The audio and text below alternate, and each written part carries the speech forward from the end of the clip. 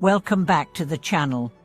It's always a joy and an honor to have you here, especially when we're exploring subjects as profound and mysterious as today's. Have you ever woken from a dream that felt more real than reality? A dream where you saw luminous beings, temples in the clouds, or even found yourself chanting, praying or bowing in reverence without knowing why? Were these dreams mere fragments of the subconscious, or were they something more? Today, we're exploring a question that many spiritual seekers ask but rarely discuss open. Are certain dreams signs of spiritual progress?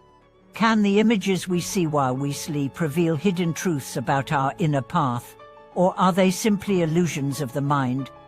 To begin, it's essential to understand what Buddhism teaches about the nature of dreams. The mind, in its waking state, is already a vast ocean of projections, memories, desires, and awareness. In sleep, that same mind continues to move, but with fewer filters. What arises then may be a mix of suppressed emotions, karmic impressions, and if we've cultivated our spiritual practice, reflections of deeper wisdom breaking through. There's a famous saying among meditation teachers: when the practice reaches the dream state, you're approaching the core. In other words, when your inner work begins to show itself in your dreams, something powerful is taking place. Let's look at the kinds of dreams that are often experienced by practitioners and what they may signify, not as predictions, but as mirrors, dreams of deities or enlightened beings. These often involve visions of Buddhas, Bodhisattvas, or divine lights. The figures may not speak, but their presence is unmistakable, radiating peace, compassion, or strength. You may wake up feeling blessed, transformed, or even tearful.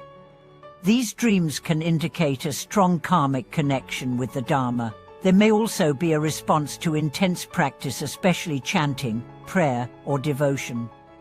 They're not hallucinations. They're signs of resonance. Dreams of chanting, bowing, or ritual. Sometimes, you find yourself in a sacred hall, kneeling in front of a great statue, offering incense, or reciting scripture. You may not remember what sutra, but the tone is clear, it's sacred. These dreams often reflect a subconscious alignment with the path. Your inner being is continuing the practice even while your body sleeps. This is a powerful sign of integration. Dreams of temples, mountains, or hidden teachings. These may involve long journeys, climbing impossible peaks, entering secret halls, or meeting spiritual guides. You might find yourself receiving a book or being shown a scroll of light. These dreams speak of inner initiation. They are symbolic of your readiness to receive deeper truths, and they usually come during periods of sincerity, inner purification, or decision-making. Dreams of purification. These are less pleasant but equally meaningful. You may dream of crying, vomiting, falling, or being judged. You may see your past mistakes or feel old emotions rise. While uncomfortable, these dreams are signs of release. Your consciousness is shedding layers, and the dream offers a safe space for that transformation. Many seasoned practitioners have passed through such stages. Dreams of silence or emptiness. No imagery, no story, just vast space. Or sometimes, an intense light or presence without form. These are rare and often signal a deep stage of awakening. The mind has moved beyond symbols into direct experience. If you've had such dreams, don't try to explain them. Just be grateful and continue your path. For now, it's important not to become attached to these dreams. Attachment becomes a trap. The purpose of such dreams is not to boost the ego, but to soften it. They are invitations, not conclusions. They're reminders that the spiritual path is not limited to waking life. It penetrates every layer of being. But how do we distinguish a dream with meaning from one that's just the brain's recycling bin? Look at the after effect. A dream that carries spiritual weight leaves a distinct residue. You feel calm, clear, uplifted, or deeply moved. The message lingers like a sacred echo. You might find that certain problems are suddenly seen with new insight, or that a long-held fear seems to dissolve. On the other hand, ordinary dreams tend to scatter the mind. They feel chaotic, disjointed, or emotionally noisy. They don't guide, they confuse. And this brings us to an even deeper truth. Whether a dream is spiritual or not is less important than how you respond to it. Every dream, even the strange or dark ones, can be used as a doorway into self-understanding. Let me share a story. A woman I met during a retreat had been practicing reciting the name of a Buddhist offer every night before sleep. After a few months, she began dreaming of walking through corridors lined with golden script. She couldn't read it, but it felt familiar. Eventually, she found herself in a luminous hall with no ceiling, where a voice told her simply, "Keep walking."